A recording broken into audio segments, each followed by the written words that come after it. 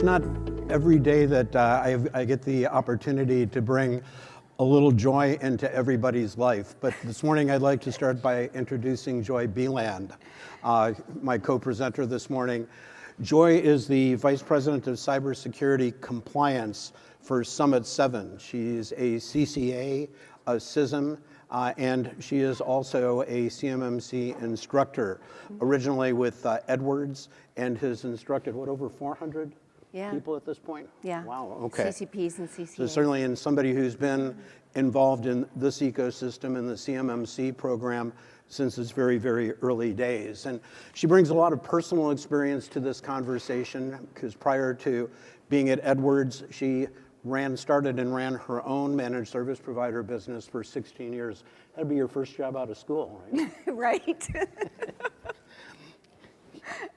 Good job. It was 21 years, but yeah, right out of school. Who's counting? Thank you, Stuart. We thought it would be fun to introduce each other. So Stuart and I have presented a few times together, and this is great fun for us. Stuart Itkin from Neosystems. He's the Chief Marketing Officer. He's been with Neosystems for a couple of years. And prior to that, Stuart was the Vice President of CMMC and FedRAP Insurance at Coalfire. And he was the one who started the Coalfire CMMC practice. So, and many, many years and great experiences before that.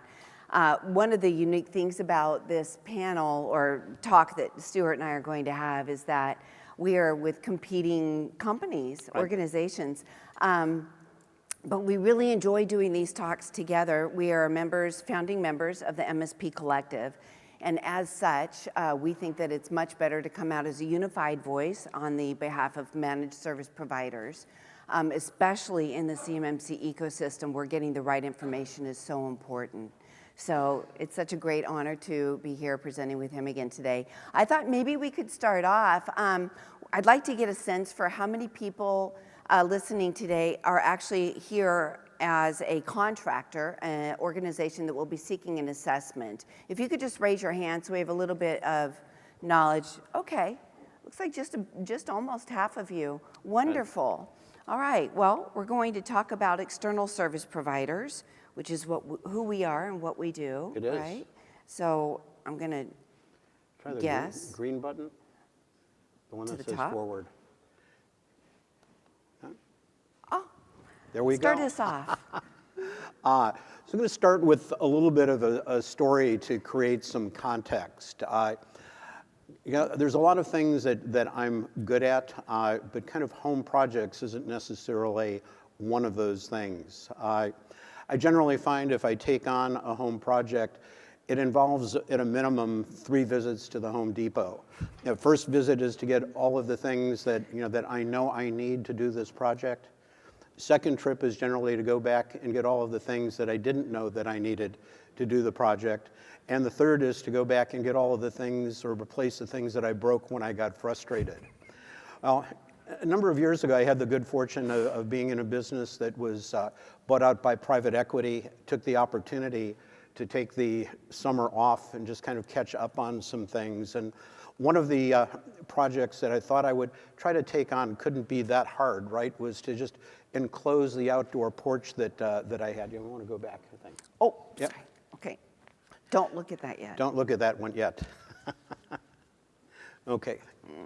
And it didn't seem like it could be that hard. I'd never done this before. And again, as I said, I'm good at a lot of things, but this was something that I'd never done before. Went to the Home Depot and kind of started thinking about, let me look into windows, kind of get some ideas of what I want to do to be able to enclose this porch. And talked to the guy in the window department, and he started off by saying, oh, well, great, did you get your permit yet? And I said, what permit? He said, oh, you need a building permit to be able to make any type of a change like that. And I said, well, how do you do that? And I looked it up online. You need to have an architectural drawing. You need to have a site plan. Oh, and you need to have a check. And you need to bring that into the county, and they will give you a building permit. I didn't know that. And started to talk with him about, okay, well, what kind of windows should I put into this porch enclosure that I'm going to create? And I found that there was a whole set of questions he had about windows, like, well, what is the U factor?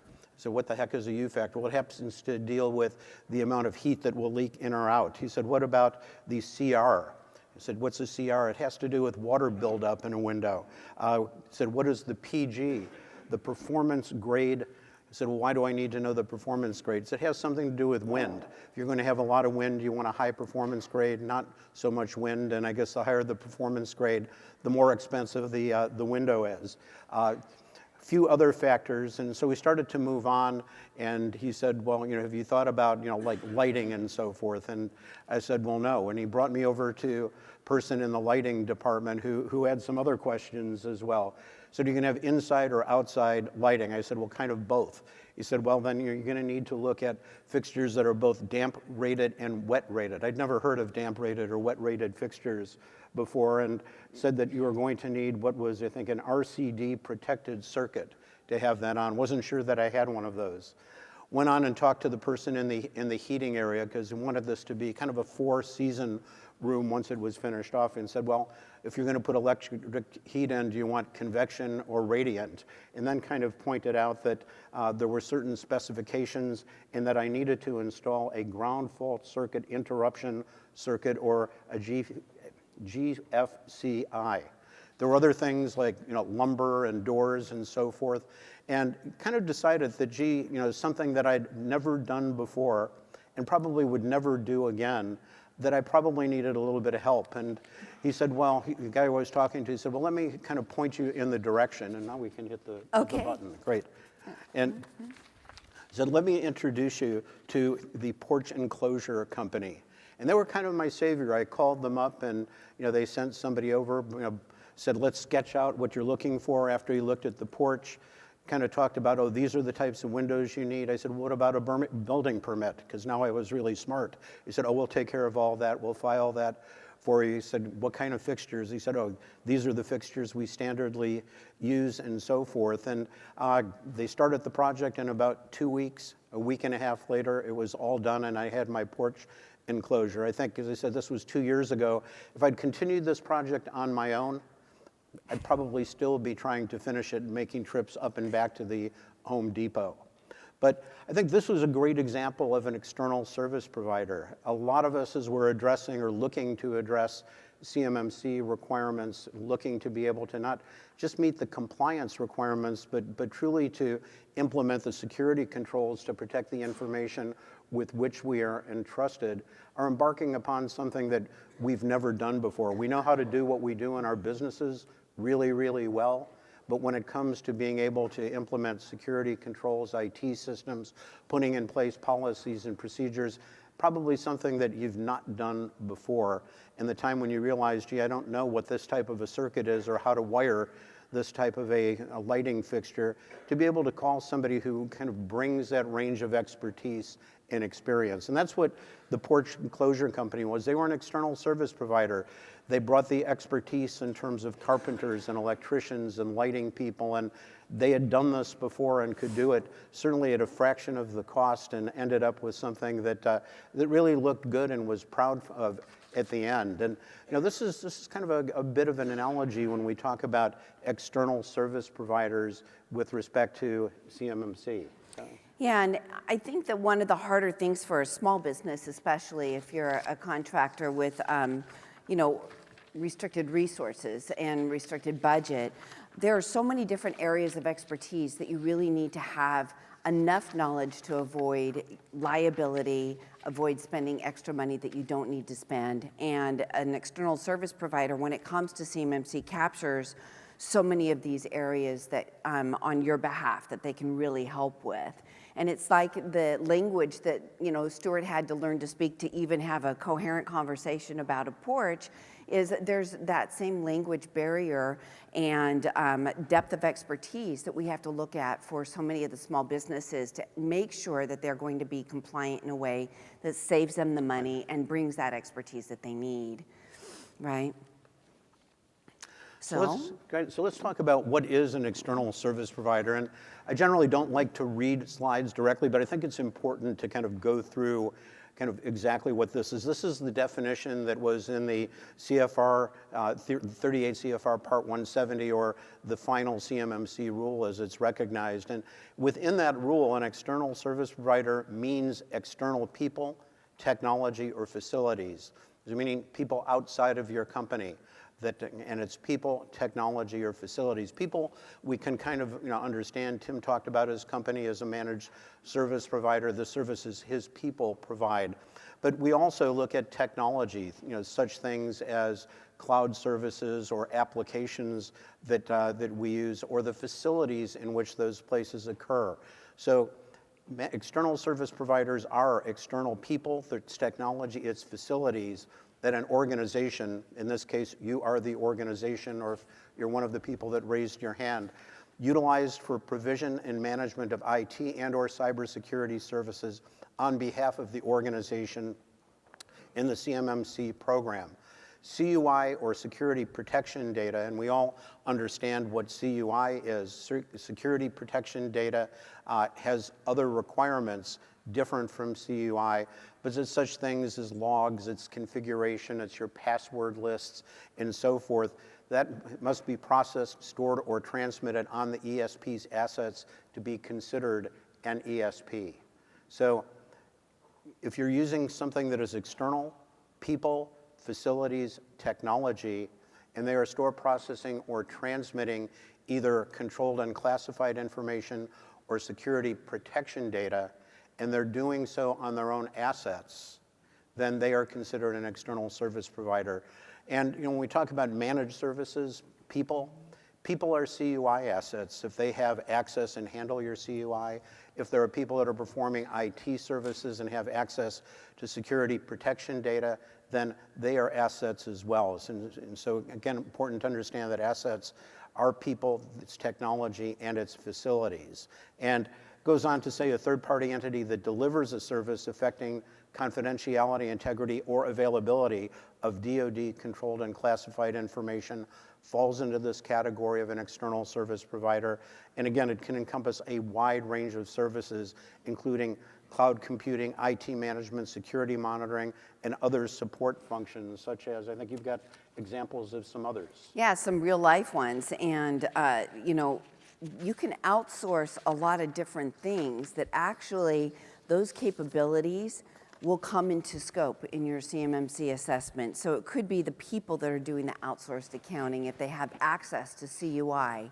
It could be outsourced engineering, labor, janitorial services. The most common one, though, is the outsourced IT or cybersecurity, maybe even incident response capabilities that you're not going to have the budget to bring on as W-2 employees and have all of that within your own perimeter, right? So really taking a look at where could this expand to outside of our own individual W-2 employees and the services or tool sets that we're using in other people, entities, organizations that are using those tool sets to help protect our data. Really what you're looking at as you go through NIST 800 171A, you want to make sure that if anyone else is performing any of those capabilities on your behalf, that you're capturing that and make sure you understand how to represent that in your system security plan. So. Great. So there's generally three categories or three flavors of external service providers that we tend to talk about within the CMMC ecosystem. First starting with cloud service providers, and there's kind of discussions, we talk about cloud service providers. Really what we're talking about is cloud services. And a lot of the definitions in terms of requirements apply to the specific cloud service. And we talk about a cloud service as software that you consume over the internet, generally using a browser.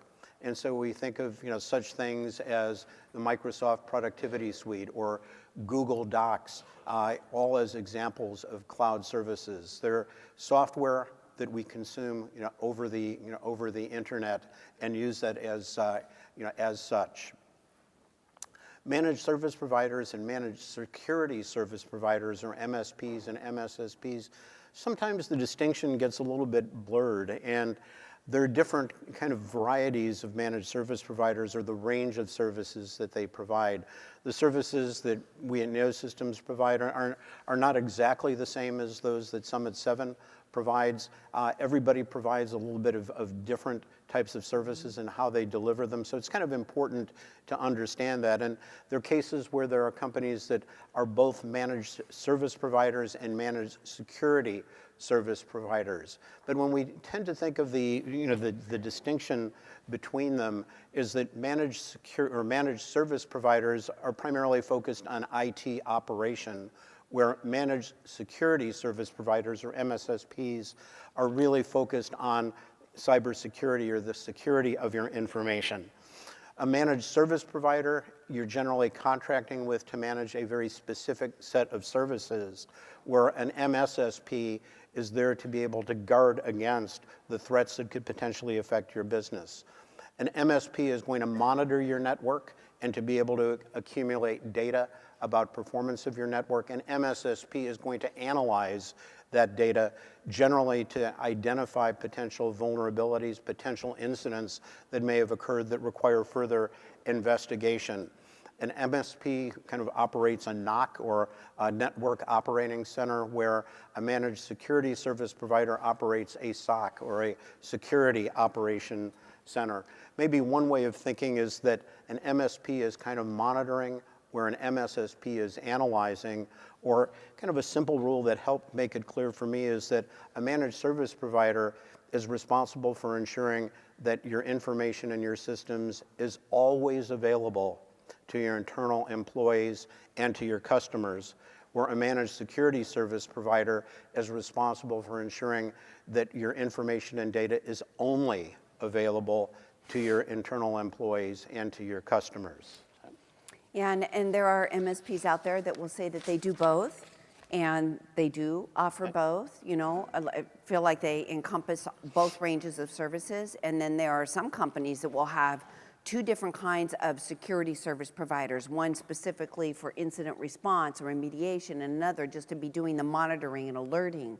So it's really important to understand where that crossover is if you have more than one external service provider, and that they can identify amongst each other who's doing what. But there's great value in using this kind of a model, right? Exactly. And when you're using multiple service providers, and we'll talk a little bit more about this later, is that they're able to work together, and that you have a responsibility in ensuring that they're able to coordinate and work together effectively to really provide the IT management and the cybersecurity that your organization needs. So what's the value of using external service providers? And again, think back to the analogy of kind of building my porch enclosure. A lot of expertise and skill that needed to be able to do that, a lot of knowledge, and knowledge that I did not have. And similarly, I think that your organizations, in addressing the requirements of CMMC, of NIST 800-171, of DFARS 7012, are going to find things that you're going to read in there and say, what the hell does that mean? Or how the heck do I do that? That's in part the value of what a managed service provider can do. And in fact, what you'll find is that a managed service provider, they reduce the burden by assuming full or partial responsibility for certain objectives or certain requirements. Every managed service provider is going to provide you, it's either called a customer shared responsibility, or a customer responsibility matrix, a CRM, or an SRM, a shared responsibility matrix, that shows these are the things we're doing on your behalf. We've got it. Don't worry, we're taking care of that for you.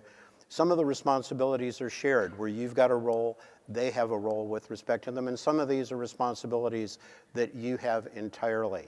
But the value, or one value, of an external service provider is that they will assume full or partial responsibility for certain objectives.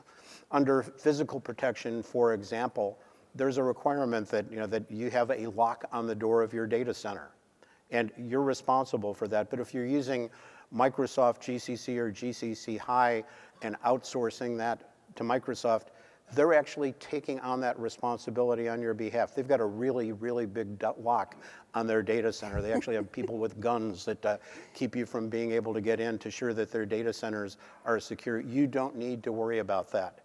If you're using a managed service provider like either Neosystems or Summit 7, we'll take on certain responsibilities like system maintenance, patching to ensure that your systems are always at the current patch level. We'll take on that responsibility again, so you don't have to. It means you don't need those resources. You don't need to have that expertise. You don't need to worry about that being done. So again, it comes to the second point of bringing the expertise and the specialized resources and doing it on a shared services basis. So one resource that an organization may need at some point is an incident responder.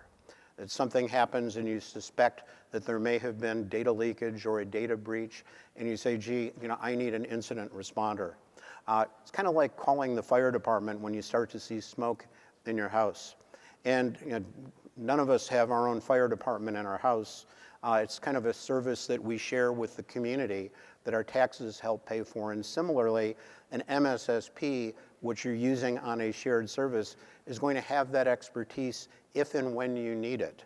If you need to have somebody to come in and look and explore, is this really an incident? And if so, what do we need to do about it? They're going to provide that expertise when you need it, but you're only going to provide kind of what it is that you use or what it is you need. You don't need to have that expertise, those resources that are expensive and often hard to find on staff on a permanent basis. This is again, what a managed service provider provides. And if you're a small organization and you have an IT person, that IT person may go on vacation, they may get sick. Used to say they may get run over by a bus. I prefer to say they won the lottery and call up on Monday and say, hey, I'm not coming in anymore. A managed service provider is really providing the depth and the breadth of resources to ensure that the people you need to be able to provide the services you require are available when and where you need them. So this is kind of a second benefit of being able to work with managed service providers. Kind of as a consequence, they're reducing your risk. They're reducing your risk, again, by ensuring that you've got coverage, but also by ensuring that you've got coverage by people who really have that expertise. They know what the GFCI circuit that you need to put in for your porch is and how to be able to install it and how to manage it. And finally, as a consequence of all of this, just like building my porch, they save you money. That they know what they're doing, they bring that expertise, they can do it and do it kind of right the first time, so to speak. And as I said, you're only paying for the support that you need. You don't need to have all of those resources for all of those activities on your payroll as a W-2. Yeah, and I think that the graphic that we have here is pretty realistic. One of the great things that this visually represents for you is that if you do have external service providers providing the MSP and MSSP services, there's a much smaller majority or portion of the CMMC controls that the contractor is responsible for directly. Now, I do also, we're going to talk a little bit about this, but there will always be responsibilities that you as a contractor have to take on yourself. Always. When you see an ad that we will do 100% of your CMMC for you, there is no such thing in the world of CMMC. So we'll get a little more into that as we move forward. But the snake oil. Yeah, and I think there is an important point to make about it. When we talk about outsourcing, and you can outsource the responsibility, but you can't outsource the accountability. And what this means is I can go to a managed service provider and outsource responsibility for patching. But if they're not performing in a way that complies with the requirements in NIST 800-171, you are accountable for the fact that you're not compliant. And so it's something, again, to remember, and we'll talk about selecting managed service providers, but ensuring that, again, you're always working with people who truly are capable and qualified to be able to deliver and perform those services, to perform them well and to perform them in a manner that conforms with the requirements, that satisfies that set of requirements. And there are some specific requirements that appear within the 38 CFR Part 170 for external service providers. And let's start with generally cloud service providers. And this chart could be a little bit confusing. This was pulled right out of the rule. It's kind of paraphrased a little bit. But when we look at when an ESP processes, stores, or transmits, first column, CUI, so if there is an external service provider that stores, processes, or transmits CUI, and that is a cloud service. So if you're using a cloud service, maybe put a little bit more clearly, to store, process, or transmit CUI, the requirement is that cloud service must meet the requirements of the FedRAMP moderate baseline. And this is a requirement that is in the DFARS 7012 clause, but again, is one that is repeatedly enforced. And this is, again, one that you need to be careful on the cloud services that you choose. There was a lot of ambiguity about what satisfying the requirements of the FedRAMP moderate baseline meant. People interpreted it in different ways. And finally, last December, the DoD CIO's office came out with a memo. And in the memo said, equivalency is demonstrated by a cloud service provider having an assessment by a 3PAO, that's what they call them in FedRAMP land, a third-party assessment organization, and they must score a perfect score, or they must satisfy every one of the 320 FedRAMP moderate requirements to be able to essentially say that they have addressed or that they satisfy the FedRAMP moderate baseline. This is really hard, and we expect that there is going to be some relaxation of that requirement when the revision to DFARS 7012 comes out either before the end of the year or early next year. But right now, that's a really hard bar for an organization to achieve. There are organizations that have what's referred to as an ATO or a FedRAMP authorization to operate that's provided by a federal agency, but there are only about 300 of those in total today. So many of the cloud services that organizations are using generally do not have a FedRAMP ATO. And maybe take a step back. FedRAMP is a program that the federal government created to ensure that cloud services used by the federal government meet minimum security thresholds. And to go through the process of cloud service needs to have a federal agency sponsor to be able to achieve that. And that's kind of the reason why there are so few cloud services that have achieved that status of having an ATO or an authority to operate. So if you choose or are working with a cloud service, you need to ensure that that cloud service satisfies the requirements of the FedRAMP moderate baseline, either by having an ATO, meaning it would be listed as having an authority to operate on the FedRAMP marketplace, or that it's providing a body of evidence demonstrating that it has gone through this process and that it has scored 100% with respect to all of the 853 requirements of the FedRAMP program. And the point I made earlier, you can outsource responsibility but not accountability. Requirement is that a cloud service needs to provide a body of evidence, and it's really up to you to be able to verify that body of evidence to be able to say, yes, they've met that. Probably nobody here is a FedRAMP expert, so again, kind of creates a little bit of a challenge in ensuring the cloud services you use. If Microsoft comes and says, here's our body of evidence, you could probably trust Microsoft. If you're using Bob's cloud service and storage, maybe not quite so much. So got to be careful with respect to it. An ESP that is not a CSP, meaning an MSSP or a CSSP that is handling CUI, that they are essentially in scope for your assessment. They do not need to meet this kind of FedRAMP requirement that exists, but they will be part of your assessment. You're responsible for ensuring that whatever you're entrusting them with, that they're handling that and doing that in conformance with the NIST 800-171 requirements. Second category is security protection data.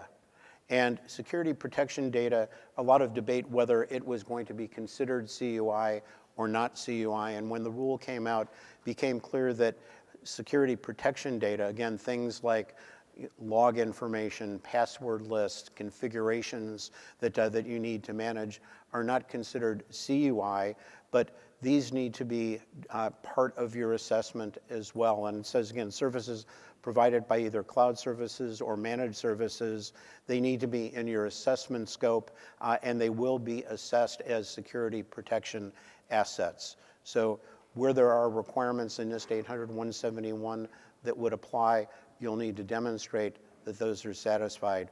Kind of what does this mean if you're using a cloud service to store information, something like Prevail or Virtru or SharePoint? Those are cloud services. They're storing, transmitting, or processing CUI. They need to meet the FedRAMP moderate requirement. If you're using something like Cisco Umbrella for DNS control, it only has security protection data. It does not need to be need to meet the FedRAMP moderate baseline. And if a ESP has neither CUI or SPD, security protection data, it's really not considered either a cloud service or a managed service provider within the scope of this. But again, you need to understand, I think the net of it is cloud service, if it handles CUI, must meet the FedRAMP moderate baseline, and managed service providers and cloud services that otherwise are in scope for your assessment, that your managed service provider will be interviewed and tested with respect to the controls they perform on your behalf. Do you want anything to? No, time check. We have 10 minutes left, and we're halfway through. So what Okay. we're going to do is, this is really valuable information that Stuart's sharing, and ideally we would have had like 90 minutes for this talk. So we're going to go ahead and power through the rest of these. Yeah.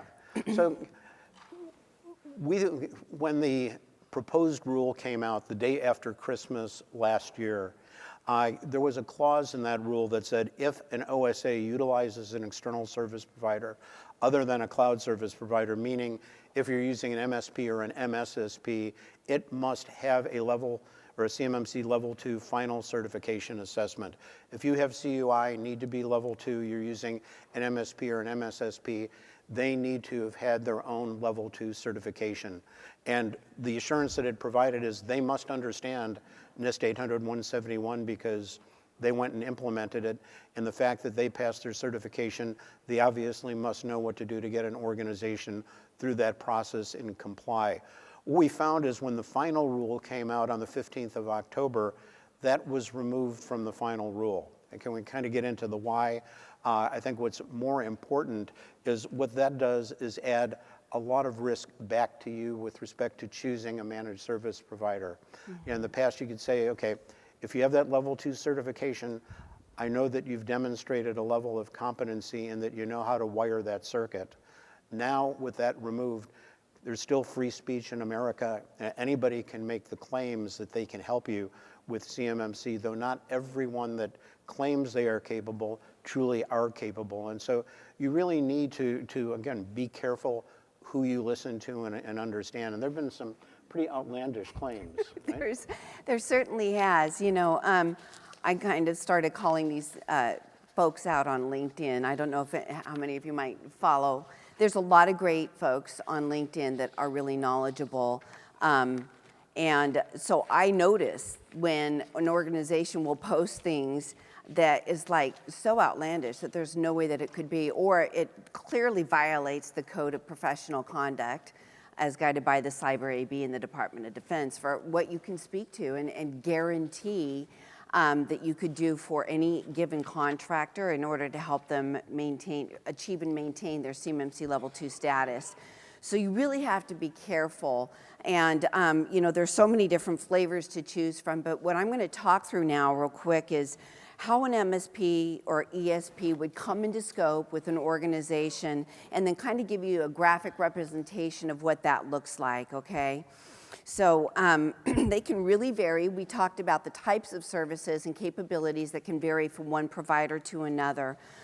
If they fully or partially address any of those requirements for NIST 800-171 on your behalf, that entity now comes into scope for your assessment. As we discussed, the people, the process, the different tool sets that they use in order to deliver those tools, those services for you, those come into scope. And then when we're looking at the people, and depending especially on the type of CUI that you might have in your environment, you have to be very careful that the external service provider is using people that are located and have the type of citizenship that matches the requirements for the CUI categories that you have in your environment. So there is a, coming from the MSP world, having my own MSP for 21 years, I can tell you there's an awful lot of MSPs that leverage India-based or Philippines-based NOC or SOC centers where they're actually not being as transparent with their customers about that because it hasn't in the past been something that is important for their customers to understand where the services are actually coming from. But now those become questions that you have to ask, okay? So, Yes, and it's yeah. also true with respect to cloud services, right, with data residency requirements Yes. for certain types of CUI. Absolutely. Yeah, so where that data is housed is really important. This is a graphic that I created a while ago when we're talking about Joe's Super Airplane Parts to represent, a small contractor who just has a contract with the DoD, and they have really this small staff, and out of that small staff, they have basically one engineer with their laptop. They have a file server and a firewall where the CUI would be in scope, and they purposely limit that person, that technology, that device on where the CUI is so that the rest of their staff doesn't have to come into scope, the people and the devices that the rest of the staff is using. But they're a very small company, so they leverage an MSP, and that MSP is Betty's Super MSP. And over at Betty's Super MSP, in order to provide the services for that CUI user, they have their own log servers, patch servers, vulnerability scanners. They have a whole staff of MSP technicians. All of them have their own laptops that they're using. And all of this now comes into scope with the one engineer at Joe's Super Airplane Parts. So you can see that as a contractor, the external service provider you're leveraging, this now grossly expands your scope, your liability, and the responsibility that you have in proving that you're going to meet your CMMC Level 2 certification requirements. So we have a quick story to go ahead and wind us up with it. You want to tell the Ted Lasso story?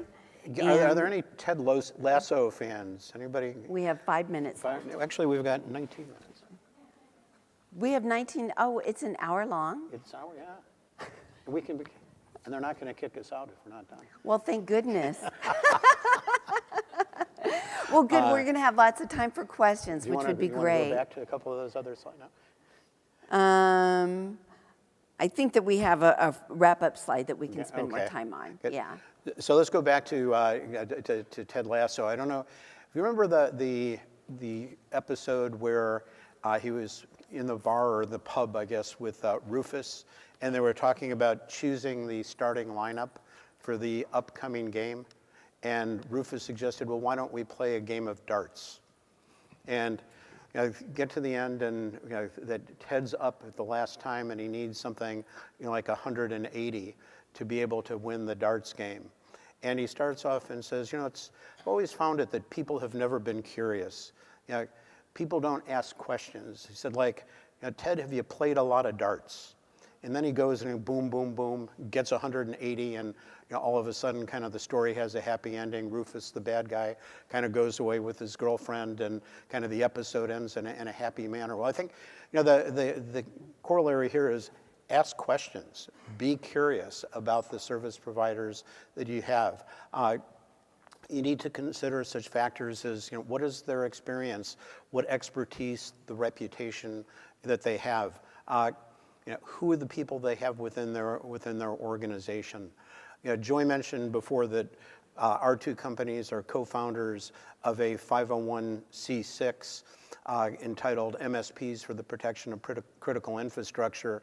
There are now about 12 total managed service provider organizations that are part of this. And we're kind of setting a bar for ourselves where we voluntarily said members of our collective will all voluntarily go and get their own Level 2 certification before June of 2025.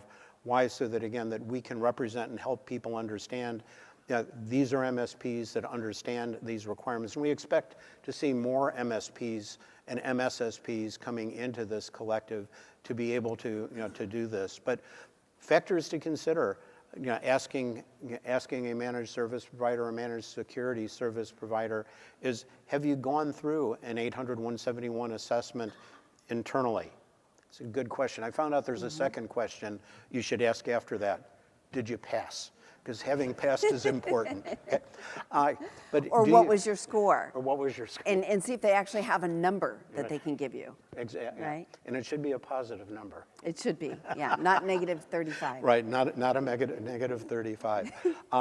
But do you have people on your staff that are CCAs or CCPs, people that have gone through the more rigorous kind of curriculum that's prescribed by the cyber AB? A lot of people and organizations out there that are RPOs and RPs. And again, there's a lot of good RPO organizations, there's a lot of good RP organizations, but not all of them. The requirements to become an RP is that you need to take 6 hours of online training and write a check for $500. It's unlikely that 6 hours of training is going to teach you everything that you need to be able to, to kind of put in windows, wire a porch, put in the electrical and other things that are required. So again, asking the credentials and the experience. Do you have other clients that have gone through a certification process and have achieved a certification using your services? So these are the kind of things that, I think that you want to ensure that you consider in the questions you ask to the managed security service providers, the managed service providers, and the cloud service providers, that you're using. For a cloud service provider, I can't interpret that body of evidence you gave me, but hey, have you had another client that has gone through either a DIBCAC assessment or a CMMC certification assessment where that body of evidence was looked at by somebody who truly was qualified, and did they conclude that you satisfied that set of requirements? So again, these are the things to think about and to ask in choosing a managed service provider. To Joy's point earlier, claims that sound too good to be true generally are. And we find why people are coming to managed security service providers, MSPs, cloud service providers, is generally they don't have the knowledge, the experience to really be able to discern who is representing themselves accurately and who is not. So make sure that you're asking questions, and some of the right questions. I think we'll get to the next slide. Yeah, great. Can be Great found questions. in a couple of different places. First, there's a group within the NDISAC that has created a guide for helping organizations select managed service providers, managed security service providers. And again, you can look this up, you can just Google it and you will find it, that will provide a list of questions. Allison Giddens, who herself is a small defense contractor, contributed heavily to this. This is kind of based on her journey and a lot of knowledge gained, but this will give you some of the questions. There's also other resources. Compliance CEIC, which is a managed service provider, a member of the MSP collective. They've put out a list for organizations to be able to look at. Again, if you look at Compliance CEIC online, you'll find this list, and this will give you kind of the questions that you should think about asking in selecting an external service provider.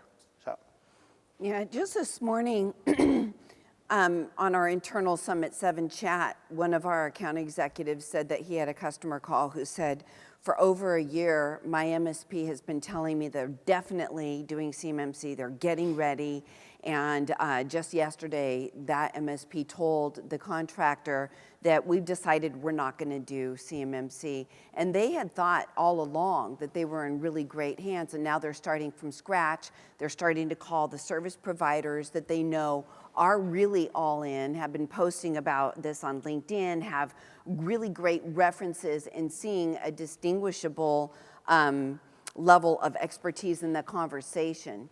So just because your MSP tells you, yes, we're doing it, we're going to be ready, don't worry about it, you have to ask very specific questions and get straight answers. And the phone a friend thing is going to be really important, because make sure that the answers that they're giving you, if you don't know whether they're a really good answer, phone somebody that would be able to tell you that.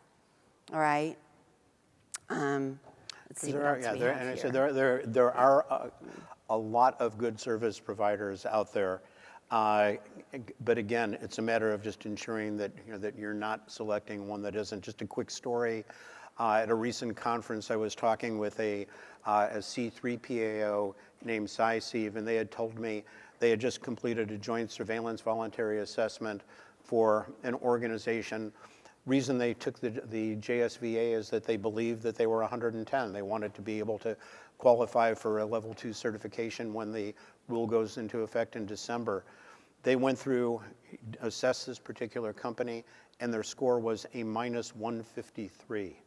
So again, they were using a commercial managed service provider.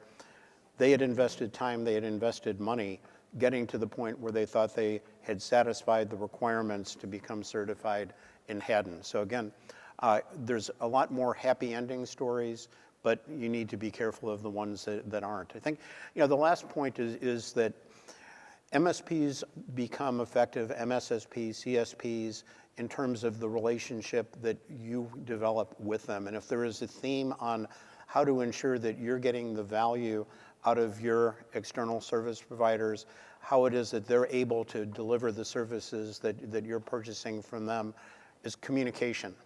That's important that you communicate with them regularly, not only to monitor their performance, but certainly changes within your organization, things that you're doing to make sure that they're aware of those things, that you're clearly aware that when you're adding people to the organization, that you've added a system somewhere or other, something has changed so that they are aware of it.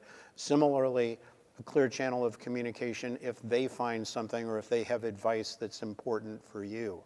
But it's not just the communication channel between you and an individual service provider. Many organizations are using multiple service providers. They may use one as an MSP, another as an MSSP, may use one or more cloud service providers. And it's important that there's communication between those service providers that you're working with. That if you're using an MSP identifies by analyzing your log that, gee, there's a potential vulnerability that exists in your system, or we found an open firewall port, they need to be able to coordinate with your managed service provider who's managing your IT and maintaining your IT to see that they're taking the action that's required. I know in past organizations where I've used both MSPs and MSSPs, we had a weekly meeting to bring people together to be able to review those things. We had a monthly review of small incidents that were identified to ensure that patches had been put into place. This is kind of your responsibility to ensure that that communication exists. You just don't kind of hire a service provider and say, go off and do it, and kind of not be concerned about it. I think that in closing for me, one of the things I just really want to impress is that the investment an MSP will make to get their own CMMC Level 2 certification is going to benefit you greatly if you choose a service provider who's going to get certified.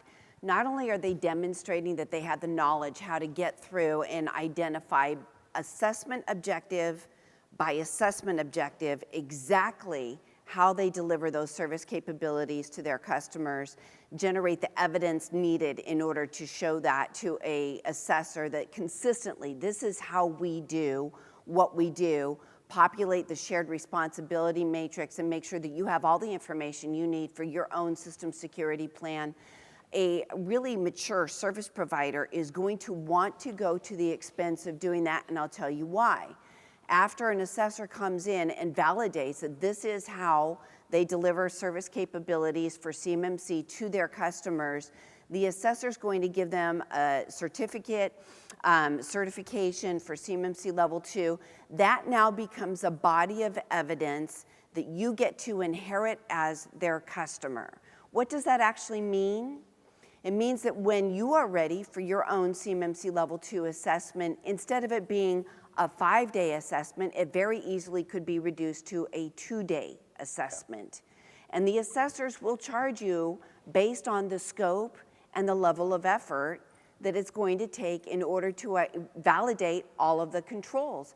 If you're inheriting controls from Microsoft GCC High if you're inheriting controls from your managed service provider, if you're inheriting from your managed security services provider, what you are now demonstrating yourself to an assessor are only those controls that you 100% have responsibility for or where you share responsibility. You can understand that that level of effort is much lower. So the C3PAO should be able to make it through your body of evidence fairly quickly.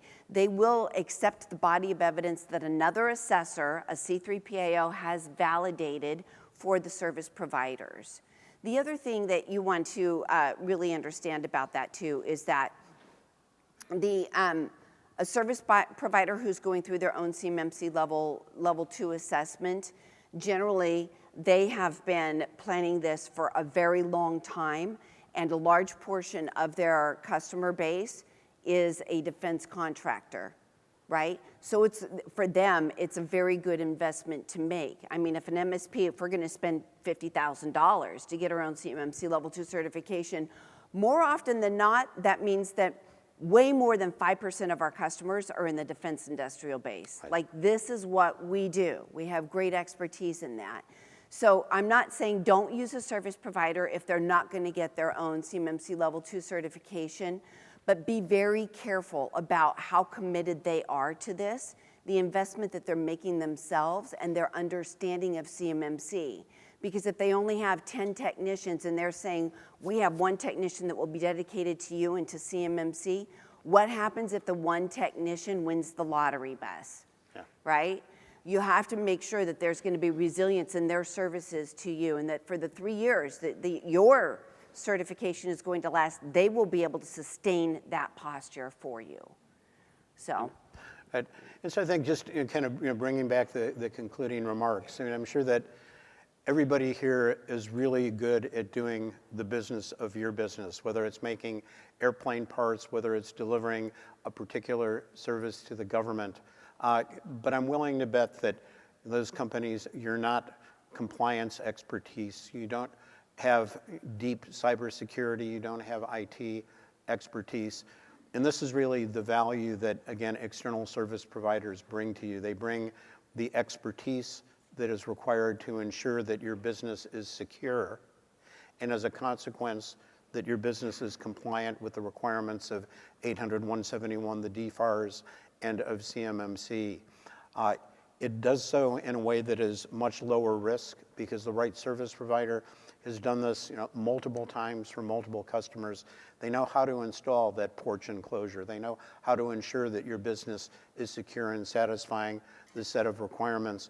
And they're able to do it in a way that is more cost effective because you're really sharing those specialized resources with the other clients of those external service providers, and you're kind of only paying for what it is that you need in that respect. So for organizations that are sitting and saying these requirements to be able to satisfy CMMC to get a certification are really daunting and overwhelming, please recognize that external service providers are really a set of resources that can help you in ensuring that you can continue to do business with the DoD, you can satisfy these requirements. More important, you can make sure that your business is secure, and you can focus on really your main job, which is growing your business and making your job successful.